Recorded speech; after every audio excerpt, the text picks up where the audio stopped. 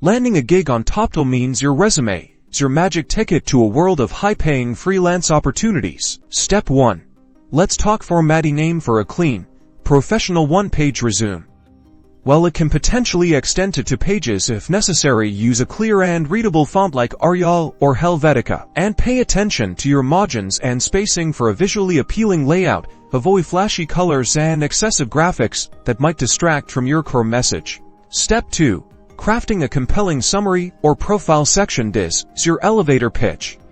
Write a concise paragraph summing up your key skills, experience, and your value proposition. Tailor this section specifically to Toptal's requirements, emphasizing your expertise in the areas they seek. Mention your years of experience and your areas of expertise. Step 3. The experience section. This is where you truly shine. List your relevant work experience in reverse chronological order for each role. Go beyond simply listing responsibilities.